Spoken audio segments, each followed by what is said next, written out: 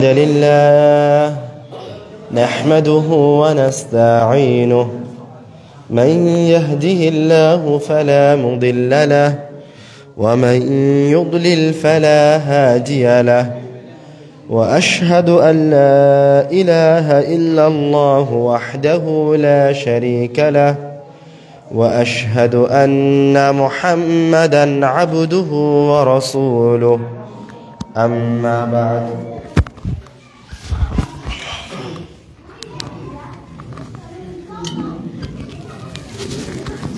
قال رسول الله صلى الله عليه وسلم خيركم من تعلم القرآن وعلمه যাবতীয় প্রশংসা সেই মহান রব্বুল আলামিনের শানে নিবেদিত, যার অশেষ কৃপায় দয়ায়, যার মহানুভবতার ফলে, অসীম রহমতের ফলে আমরা আজকে তার কিতাব এবং তার রাসূলের হাদিস শোনার তৌফিক অর্জন করেছি। মহান রব্বুল আলামিনের দরবারে জানাই লাখো কোটি শুকরিয়া, আলহামদুলিল্লাহ। এবং তার দরবারে আবারও লক্ষ কোটি শুকরিয়া জ্ঞাপন করছি এই জন্য যে মহান রব্বুল আলামিন আমাদেরকে আসমান এবং জমিনের মাঝে সর্বশ্রেষ্ঠ, সর্বোত্তম, সবচেয়ে মহান কাজ, সবচেয়ে কল্যাণকর কাজ আঞ্জাম দিয়ে যাওয়ার তৌফিক প্রদান করেছেন এই অধমকে এবং এর সাথীদেরকে। এই জন্য মহান রব্বুল আলামিনের দরবারে আবারও লাখো কোটি শুকরিয়া, আলহামদুলিল্লাহ।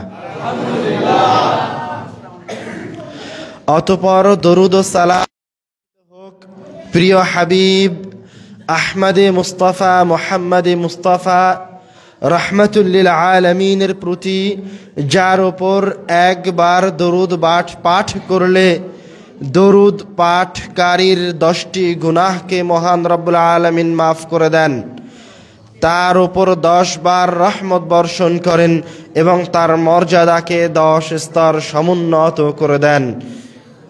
এই মহামানবের প্রতি হাজারো দরুদ ও সালাম বর্ষিত হোক। সকলেই বলি সাল্লাল্লাহু আলাইহি ওয়াসাল্লাম।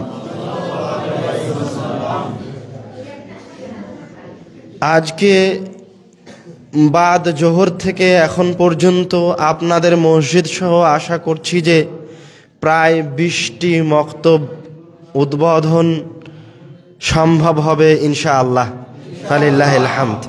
একদিনে 20টা মক্তব, সত্যি নিজের কাছেও অনেক ভালো লাগছে, অনেক খুশির একটা সংবাদ। আল্লাহ রাব্বুল আলামিন আমাদের জন্য, আমাদের উপর দয়া করে, আমাদের উপর রহম করে, তার অশেষ অনুগ্রহ এবং রহমতের কারণে, তার অসীম ভালোবাসার কারণে আল্লাহ রাব্বুল আলামিন আমাদেরকে দুনিয়ার সৃষ্টি লগ্ন থেকে কিয়ামত পর্যন্ত যত কিতাব আসবে তার মাঝে সর্বশ্রেষ্ঠ কিতাব আল কোরআন এই উম্মতে মুহাম্মাদিকে প্রদান করেছেন, আমাদেরকে প্রদান করেছেন, আলহামদুলিল্লাহ। এই কিতাব সর্বশ্রেষ্ঠ কিতাব কিভাবে, এই কিতাব সবচেয়ে মহান, সবচেয়ে মূল্যবান কিতাব কিভাবে, এই বিষয়ে আল্লাহ রাব্বুল আলামিন কোরআনুল কারীমে অসংখ্য আয়াত বর্ণনা করেছেন এবং রাসূল সাল্লাল্লাহু আলাইহি ওয়াসাল্লামও অসংখ্য হাদিস বর্ণনা করেছেন। শুধুমাত্র কোরআনুল কারীমের ওজন বর্ণনা করতে গিয়ে আল্লাহ রাব্বুল আলামিন কোরআনুল কারীমে বলছেন, لو أنزلنا هذا القرآن على جبل لرأيته خاشعا متصدعا من خشية الله।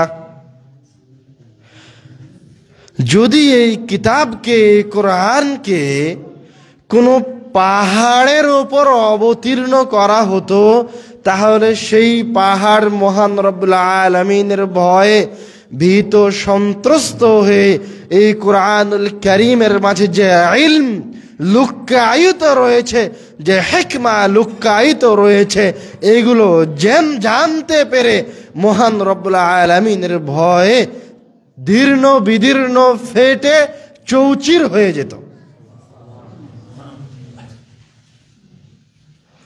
আল্লাহ রব্বুল আলামিন বলছেন, ইন্না আ'রাদনাল আমানাতা আলাস সামাওয়াত, আমি আমানতকে পেশ করেছি আসমানের সামনে, জমিনের সামনে এবং পাহাড় রাজির সামনে। ফাআবাইনা আন ইয়াহমিলনাহা, কিন্তু পাহাড় পর্বত আসমান জমিন এই মহান মহান সৃষ্টিগুলি এই আমানতকে বহন করতে অক্ষমতা পোষণ করেছে। তখন আমি আল্লাহ তাদের উপর দয়া করেছি। পাহাড় পর্বত আসমান জমিন আমানত বহন করার মতো সাহস দেখাতে পারেনি। কারা আমানত বহন করার সাহস দেখিয়েছে? হামালাহাল ইনসান, মানুষ এই আমানতকে তার কাঁধে তুলে নিয়েছে। তারপরে আল্লাহ রাব্বুল আলামিন বলছেন, ইন্নাহু যালুমান জাহুলা, নিশ্চয় মানুষ বড় জালেম, নিশ্চয় মানুষ বড় মূর্খ। প্রথমে আসমান জমিন পাহাড় পর্বত আমানত নীতি অস্বীকৃতি জ্ঞাপন করলো। আমানত অনেক বড় জিনিস, মানুষ নিল, কিন্তু মানুষ যে নিল তো তার প্রশংসা না করে আল্লাহ রাব্বুল আলামিন তাকে ধমক দিয়ে বলছে মানুষ কি?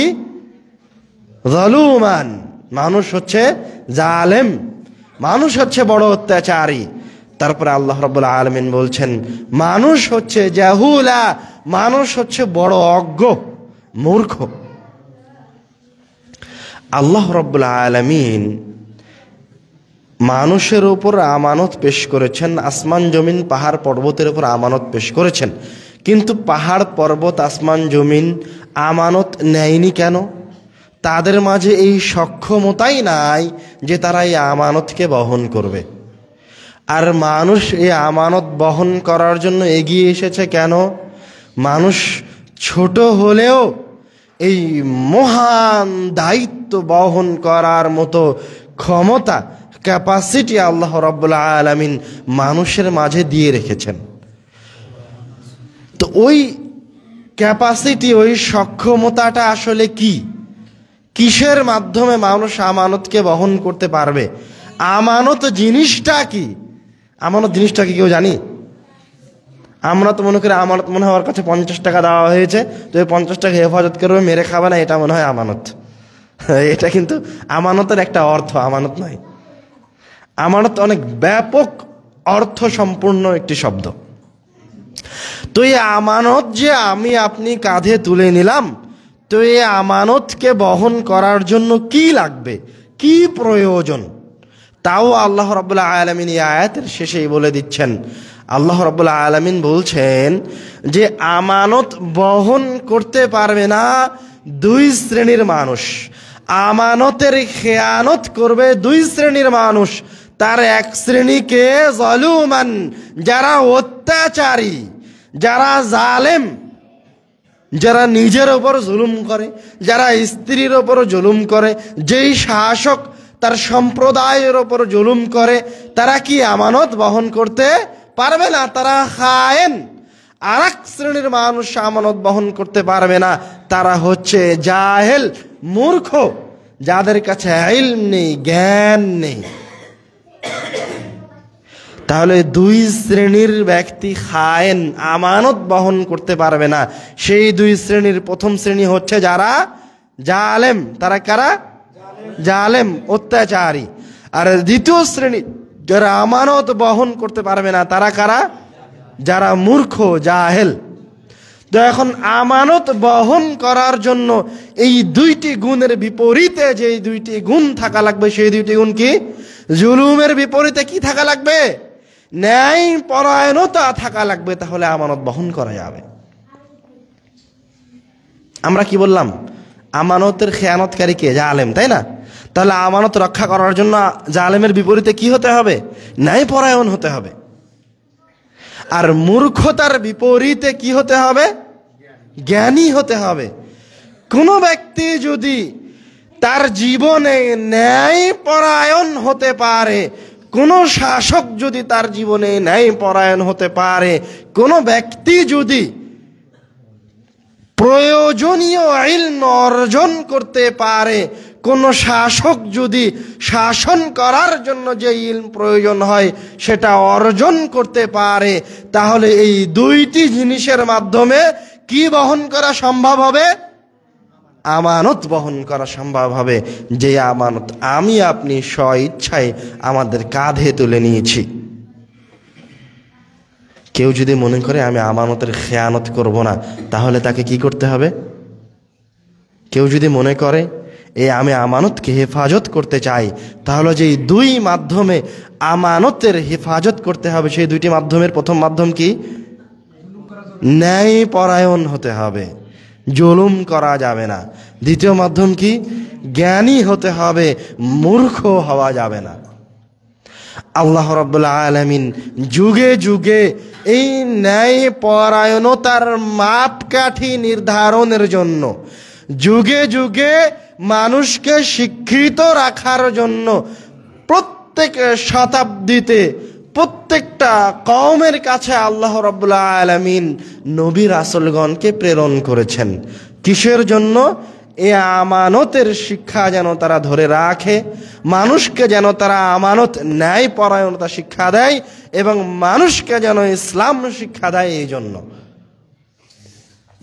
দলিল সূরা শুআরায় পাঁচজন নবীর কথা আল্লাহ রাব্বুল আলামিন 5 বার উল্লেখ করেছেন, একসাথে উল্লেখ করেননি। এই কথা বলেননি যে এই 5 জন নবী একবারে বলেছেন ইন্নী লাকুম রাসূলুন আমিন, বরং আল্লাহ রাব্বুল আলামিন সূরা শুআরায় 5 বার একই আয়াত পুনরাবৃত্তি করছেন। ইন্নী লাকুম রাসূলুন আমিন, ইন্নী লাকুম রাসূলুন আমিন, ইন্নী লাকুম রাসূলুন আমিন, ইন্নী লাকুম রাসূলুন আমিন, ইন্নী লাকুম রাসূলুন আমিন। 5 বার এই আয়াত আল্লাহ রাব্বুল আলামিন একই সূরায় নিয়ে আসলেন। এই আয়াতের অর্থ কি? এই আয়াতের অর্থ হচ্ছে প্রত্যেক রাসূল যখন তার কওমের কাছে আসে, এসে বলে হে আমার সম্প্রদায়, ইন্নী লাকুম রাসূলুন আমিন, নিশ্চয় আমি তোমাদের কাছে প্রেরিত একজন আমানতদার রাসূল। নিশ্চয় আমি তোমাদের কাছে প্রেরিত একজন আমানতদার রাসূল। এখন কি আমাদের মাঝে আর নবী রাসূল আসে? নবী রাসূলের দায়িত্ব কাদেরকে দেওয়া হয়েছে? আলেম উলামাদেরকে দেওয়া হয়েছে, আমভাবে মুহাম্মদ সাল্লাল্লাহু আলাইহি ওয়াসাল্লামের পূর্ণ উম্মতকে দেওয়া হয়েছে। এবং আমানত যে শুধু রাসূলদের দায়িত্ব ছিল তা নয়, আল্লাহ রাব্বুল আলামিন বলছেন আমানত প্রত্যেক ব্যক্তির উপর দেওয়া হয়েছে। প্রত্যেক ব্যক্তিকে তার পরিবারের সাথে ন্যায়পরায়ণ হতে হবে, নিজের সাথে ন্যায়পরায়ণ হতে হবে। আমার নিজের সাথে আমার ন্যায়পরায়ণতা কি? আমি আর আমার চক্ষুকে পাপ থেকে হেফাজত করব, 2 হাতকে পাপ থেকে হেফাজত করব, আমি নিয়মিত মসজিদে যাব, এগুলি কি আমার নিজের সাথে ন্যায়পরায়ণতা? আমি ইসলামী জ্ঞান, ইসলামী শিক্ষা অর্জন করব, আমি মক্তবে যাব, আমি কোরআন শিক্ষা অর্জন করব, এগুলো কি আমার নিজের সাথে ন্যায়পরায়ণতা? এগুলি কি আমার নিজের সাথে আমানতদারিতা? আর আমার পরিবারের সাথে আমানতদারিতা কি? আমি আমার স্ত্রীর সাথে ইনসাফ করব, আমার স্ত্রী যেন বাজারে বাজারে বেহায় হয়ে ঘুরে না বেড়ায়, এটা হচ্ছে আমার উপর আমানত। আমার সন্তানকে আমি সুশিক্ষায় শিক্ষিত করব, এটা হচ্ছে আমার উপর আমানত। আমি আমার পিতা মাতাকে তাদের বৃদ্ধ অবস্থায় সেবা করব, এটা হচ্ছে আমার উপর আমানত। এগুলি সব কিছু, সকল ইবাদত, সকল দায়িত্ব কর্তব্য ইনসাফের সাথে পালন করার নাম হচ্ছে আমানত। এবার স্পষ্টভাবে বোঝা যাচ্ছে এই আমানতকে রক্ষা করার জন্য সর্বপ্রথম একজন ব্যক্তিকে ন্যায়পরায়ণ হতে হবে এবং ন্যায়পরায়ণ হওয়ার জন্য প্রকৃত ন্যায়পরায়ণের মানদণ্ড নির্বাচনের জন্য পাশাপাশি আরও একটা জিনিস থাকতে হবে, তার নাম হচ্ছে ইলম। এবং আল্লাহ রাব্বুল আলামিন এই ন্যায়পরায়ণতার মানদণ্ড আপনি কোথায় থেকে নিয়ে আসবেন, কোথায় থেকে নির্বাচন করবেন, কোথায় থেকে আপনি ন্যায়পরায়ণতা শিখবেন, কোথায় থেকে আপনি ইলম অর্জন করবেন, এই জন্য আল্লাহ রাব্বুল আলামিন আপনার কাছে সবচেয়ে বিশুদ্ধ সহজ মাধ্যম দিয়ে দিয়েছেন আল কোরআন। যে যত বেশি কোরআনের নিকটবর্তী হবে সে তত বেশি সম্মানিত হবে, যে যত বেশি কোরআনের কাছে আসবে তার মর্যাদা তত বেশি বৃদ্ধি পাবে। মুহাম্মদ সাল্লাল্লাহু আলাইহি ওয়াসাল্লাম সর্বশ্রেষ্ঠ রাসূল কেন? তার উপর কোরআন নাজিল হয়েছে, তিনি কোরআনুল কারীমের সবচেয়ে নিকটে বসবাস করেছেন। এই জন্য এই উম্মত সৃষ্টি লগ্ন থেকে কিয়ামত পর্যন্ত সবচেয়ে শ্রেষ্ঠ উম্মত কেন? এই উম্মতের উপরে কোরআনুল কারীম অবতীর্ণ হয়েছে। এই জন্য যদি আমরা আমাদের শ্রেষ্ঠত্ব বজায় রাখতে চাই তাহলে কার সাথে উঠা বসা করতে হবে? কোরআনের সাথে উঠা বসা করতে হবে। এখনো মনে হয় স্পষ্ট হয়নি, আরও একটা উদাহরণ আমি আপনাদেরকে দেই। আল্লাহ রাব্বুল আলামিন কোরআনুল কারীমে বলছেন, শাহরু রমাদানাল্লাযী উনজিলা ফীহিল কোরআন। আরে রমজান মাস তো সেটাই যাতে আমি কোরআনুল কারীম অবতীর্ণ করেছি। রমজান মাস সম্মানিত মাস, 12 মাসের মাঝে সবচেয়ে শ্রেষ্ঠ মাস। কি কারণে? কেননা এই মাসে কোরআন অবতীর্ণ হয়েছে। তাই শেষ দশক আরও বেশি গুরুত্বপূর্ণ কেন? শেষ দশকে কোরআন অবতীর্ণের রাত্রিটা রয়েছে। এই জন্য লাইলাতুল কদর আরও বেশি গুরুত্বপূর্ণ কেন? ওই রাত্রিতে কোরআন অবতীর্ণ হয়েছে। সেই জন্য শুধু গুরুত্বপূর্ণ নয়, আল্লাহ রাব্বুল আলামিন বলছেন, লাইলাতুল কদরি খায়রুম মিন আলফি শাহর। লাইলাতুল কদর হচ্ছে 1000 মাস অপেক্ষা উত্তম। কেন? এই রাত্রিতে কোরআন অবতীর্ণ হয়েছে। তাই ওই লাইলাতুল কদরের ইবাদত আপনার ওই 80 বছর ইবাদত করার চেয়ে উত্তম। যে 80 বছরের মাঝে লাইলাতুল কদর নেই, ওই 80 বছর ইবাদত করার চেয়ে লাইলাতুল কদরের 1 রজনীর ইবাদত বেশি উত্তম। কেন? এই রাত্রিতে আল্লাহ রাব্বুল আলামিন কোরআনুল কারীম অবতীর্ণ করেছেন। তাই কোরআনুল কারীমের মর্যাদা, শ্রেষ্ঠত্ব বর্ণনা করে শেষ করা সম্ভব নয়। কোরআনুল কারীম শোনার ফজিলত আছে, কোরআনুল কারীম পড়ার ফজিলত আছে, কোরআনুল কারীম আপনাকে আপনার দুনিয়াবী জীবনের যাবতীয় বালা মুসিবত থেকে বের করে নিয়ে আসবে। কোরআনুল কারীমের মাধ্যমে আপনি আপনার ধন সম্পদ, আপনার সন্তান সন্ততি সব কিছুকে বৃদ্ধি করতে পারবেন। কোরআনুল কারীমের মাধ্যমে আপনি আপনার জীবনকে সৌন্দর্যমণ্ডিত করতে পারবেন।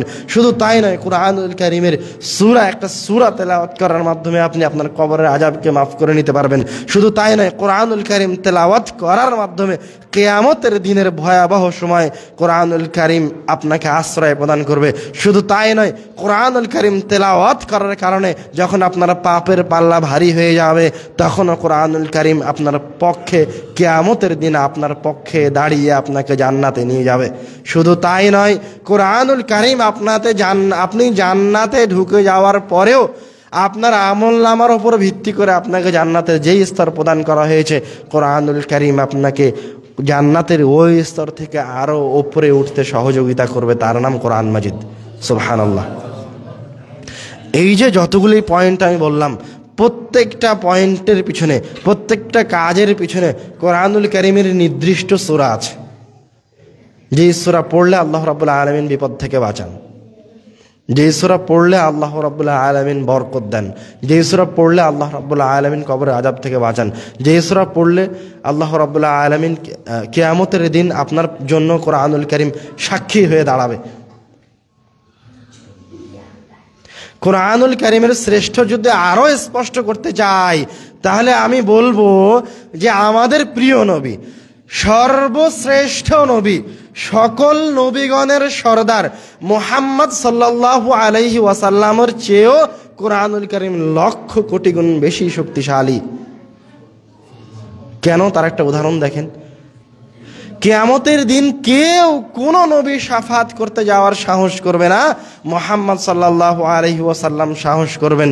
তো শাফাত করার জন্য আগে তিনি আল্লাহ রাব্বুল আলামিনের কাছে অনুমতি প্রার্থনা করবেন।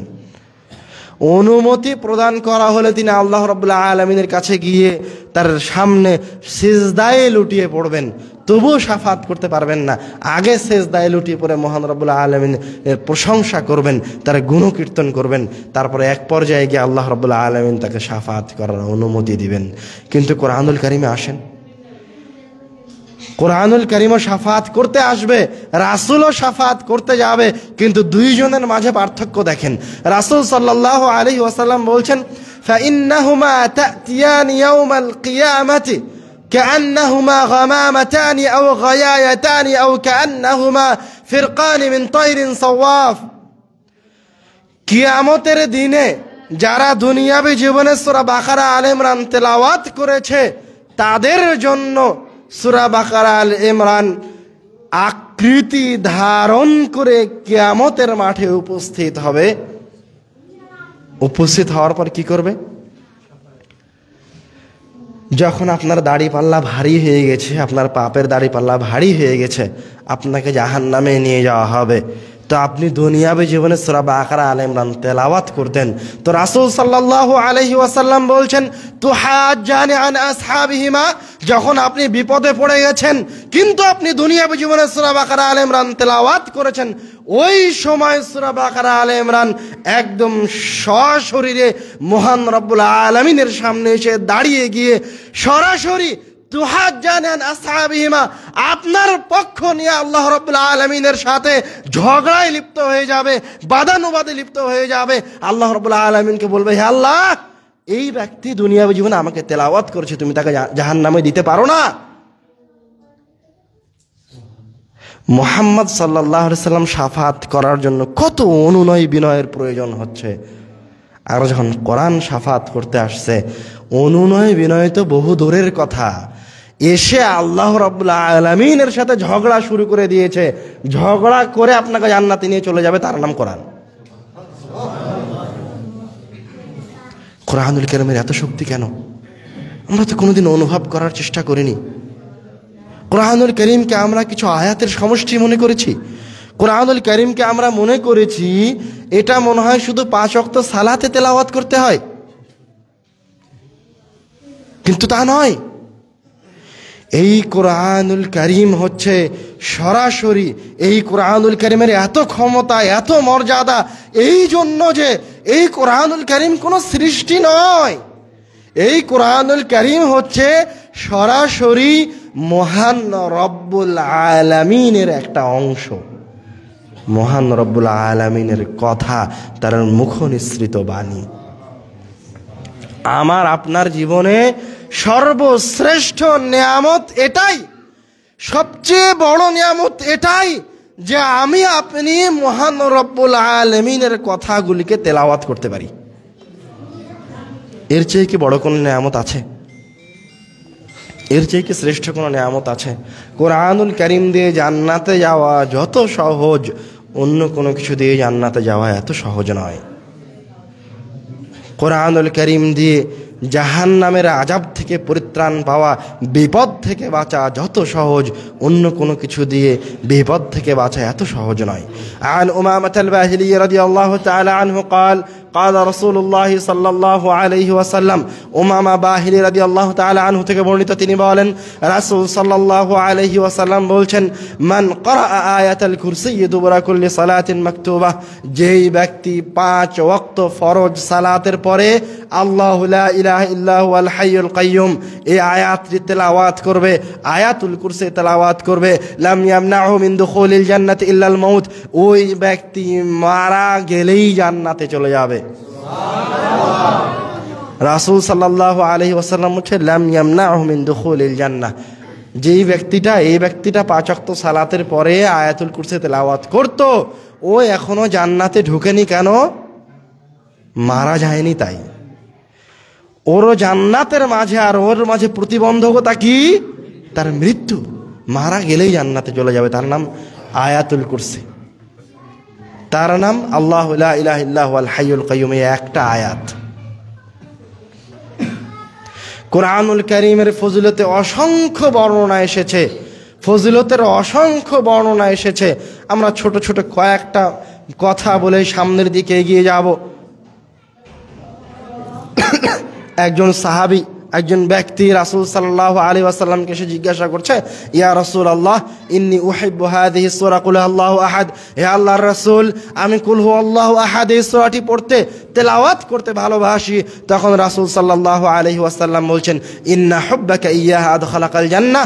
এই সূরার প্রতি ভালোবাসা তোমাকে জান্নাতে নিয়ে চলে যাবে। রাসূল সাল্লাল্লাহু আলাইহি ওয়াসাল্লাম সাহাবীদেরকে এসে জিজ্ঞাসা করছেন, আয়া আজিজু আহাদুকুম আইয়াকরা ফি লাইলাতিন সুলুসাল কোরআন। তোমাদের মাঝে কি এরকম কোনো ব্যক্তি আছে যে রাত্রে 10 পারা কোরআন তেলাওয়াত করতে পারে না? এখন 10 পারা কোরআন তেলাওয়াত করা তো কঠিন জিনিস। অনেকগুলি সূরা, কোরআনের 3 ভাগের 1 ভাগ। সাহাবীরা বলছে, কাইফা যালিকা ইয়া রাসূলুল্লাহ, কোরআনের 10 পারা তেলাওয়াত করা কি এত সহজ? তখন রাসূল সাল্লাল্লাহু আলাইহি ওয়াসাল্লাম বলছেন, কুল হুয়াল্লাহু আহাদ তা'দিলু সুলুসাল কোরআন। রাসূল সাল্লাল্লাহু আলাইহি ওয়াসাল্লাম 10 পারা কোরআন তেলাওয়াতকে সহজ করে দিচ্ছেন। তিনি বলছেন, কুল হুয়াল্লাহু আহাদ তা'দিলু সুলুসাল কোরআন। কেউ যদি কুল হুয়াল্লাহু আহাদ এই সূরাটি একবার তেলাওয়াত করে তাহলে তাকে 10 পারা কোরআন তেলাওয়াতের সমান নেকি প্রদান করা হবে। এইভাবে রাসূল সাল্লাল্লাহু আলাইহি ওয়াসাল্লাম এক একটা সূরার এক এক রকম ফজিলত বর্ণনা করেছেন। কোরআনুল কারীমের ফজিলতে আমরা শেষ যে হাদিসটি বলবো, সেই হাদিসটি হচ্ছে রাসূল সাল্লাল্লাহু আলাইহি ওয়াসাল্লাম বলছেন, কোরআনুল কারীম যখন মানুষকে কবর থেকে উঠানো হবে তখন কোরআনুল কারীম মানুষের কবরের পাশে দাঁড়িয়ে থাকবে। যে কোরআন তেলাওয়াত করতো তার কবরের পাশে দাঁড়িয়ে থাকবে। কার রাজুলি সাহিব, শুভ্র ব্যক্তির আকৃতি ধারণ করে। যখন তাকে কবর থেকে উঠানো হবে কিয়ামতের মাঠের জন্য, তখন কোরআনুল কারীম তাকে জিজ্ঞাসা করবে, হাল তা'রিফুনি, তুমি কি আমাকে চিনো?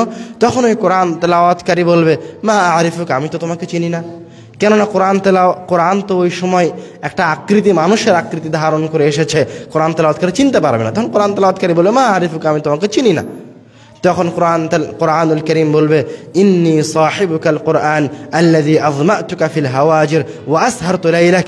আমি তোমার ওই পরম সঙ্গী, তোমার ওই পরম বন্ধু আল কোরআন, যাকে তুমি দিনের দ্বিপ্রহরে গরমের মাঝেও তেলাওয়াত করেছো। আমি তোমার ওই পরম বন্ধু যাকে তুমি রাত্রি জেগে তেলাওয়াত করেছো। এবার আসেন, কোরআনুল কারীম কবরের পাশে দাঁড়িয়ে থেকে আপনার অপেক্ষা করবে। যখন বের হয়ে এসেছেন তখন আপনার সাথে পরিচিত হয়ে এবার আপনাকে আমল নামার দিকে নিয়ে যাবে, আপনাকে হিসাবের দিকে নিয়ে যাবে। আপনাকে কি প্রদান করা হবে কোরআনুল কারীমের বিনিময়ে? দেখেন, আয়াতুল মুলকা বিয়ামিনিহি ওয়াল খুল্লা বিশিমালিহি, কোরআন তেলাওয়াতকারীর ডান হাতে দেওয়া হবে রাজত্ব, ওয়াল খুল্লা বিশিমালিহি, এবং তার বাম হাতে দেওয়া হবে এই রাজত্বের স্থায়িত্ব। সুবহানাল্লাহ। এখানে শেষ হয়ে যায়নি। ওয়ায়ুদাউ আলা রাসিহি তাজুল ওয়াকার, কোরআন তেলাওয়াতকারীর মাথায় সম্মানের মুকুট পরিধান করানো হবে কিয়ামতের মাঠে। ওয়ায়ুকসা ওয়ালিদাহুমা হুল্লাতান লা তাকুমু লাহুমাদ দুনিয়া ওয়া মা ফিহা।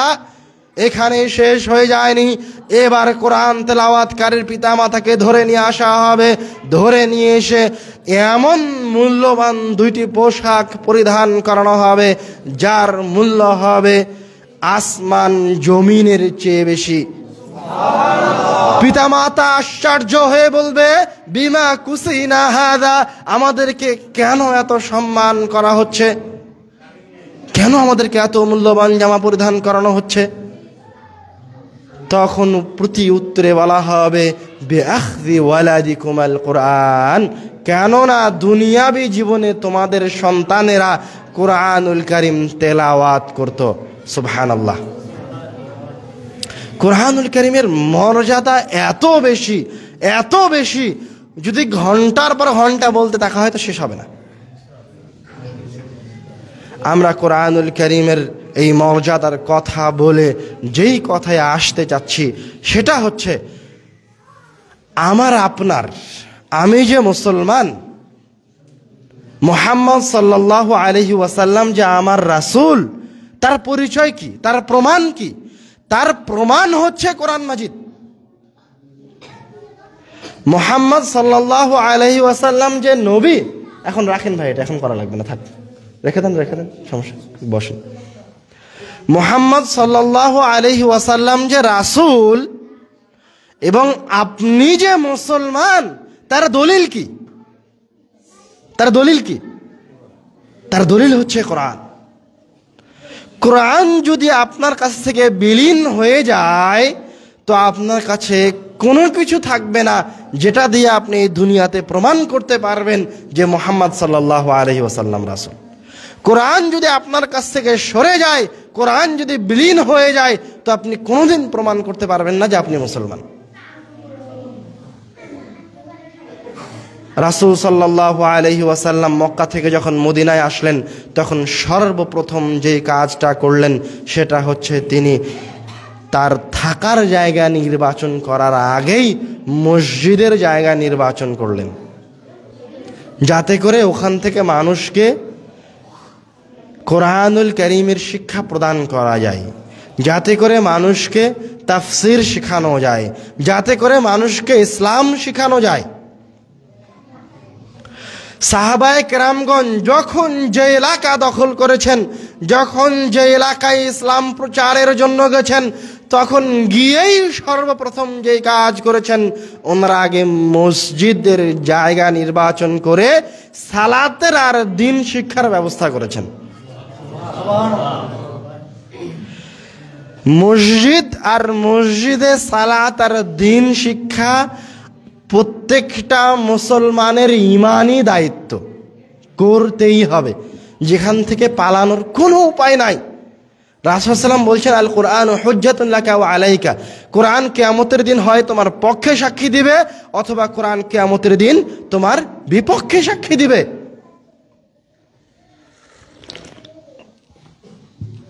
কিন্তু কোরআনুল কারীম কিয়ামতের দিন সাক্ষী দিবেই দিবে। এখন যারা কোরআনুল কারীম থেকে দূরে বসবাস করছে তাদের কি হবে?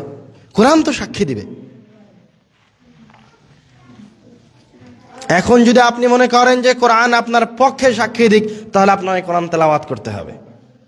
আপনি যত ভালো কাজই করেন না কেন, কোরআনুল কারীম যদি আপনার বিরুদ্ধে দাঁড়িয়ে যায় কিয়ামতের দিন, তো আপনার কোনো ভালো কাজ কোনো কাজে আসবে না। আর আপনি যত খারাপ কাজ করেন না কেন, কিয়ামতের দিন যদি কোরআনুল কারীম আপনার পক্ষে দাঁড়িয়ে যায়, তো আপনার কোনো খারাপ কাজ আপনাকে জান্নাতে যাওয়া থেকে বাধা দিতে পারবে না। তার নাম কোরআন। আমরা আদ-দাওয়া ইলাল্লাহের পক্ষ থেকে পুরো বাংলাদেশের আনাচে কানাচে গিয়ে, গ্রামগঞ্জে গিয়ে, পাড়া মহল্লায় গিয়ে যে সমস্ত মসজিদগুলি অনাবাদ রয়েছে, যে সমস্ত মসজিদগুলিতে কোরআনুল কারীম শিক্ষার ব্যবস্থা নাই, সেগুলিতে আমরা কোরআন শিক্ষা কার্যক্রম চালু করার জন্য জীবন বাজি রেখে চেষ্টা করছি। আলহামদুলিল্লাহ, এখন পর্যন্ত আমরা প্রায় 350-র কাছাকাছি মক্তব চালু করতে সক্ষম হয়েছি। আলহামদুলিল্লাহ, আমরা যে মসজিদে গিয়ে গিয়ে মক্তব চালু করছি, এখানেই যে আমাদের কাজ শেষ এমন নয়। গত বছর পর্যন্ত আমাদের মক্তব সংখ্যা ছিল 339টি। আমরা মক্তবের সফর শেষ করে গিয়ে যেই মসজিদে আমাদের পক্ষ থেকে, দাওয়া ইলাল্লাহর পক্ষ থেকে মক্তব খোলা হয়েছে, আমরা ওই মসজিদের ইমামগুলিকে জামিয়া সালাফিয়ায় নিয়ে গেছি আমাদের নিজের খরচে। 7 দিন তাদের থাকার ব্যবস্থা করেছি। 7 দিন থেকে আল জামিয়া সালাফিয়ার যারা বড় বড় মুহাদ্দিস, ভারতের, বাংলাদেশের যারা বড় বড়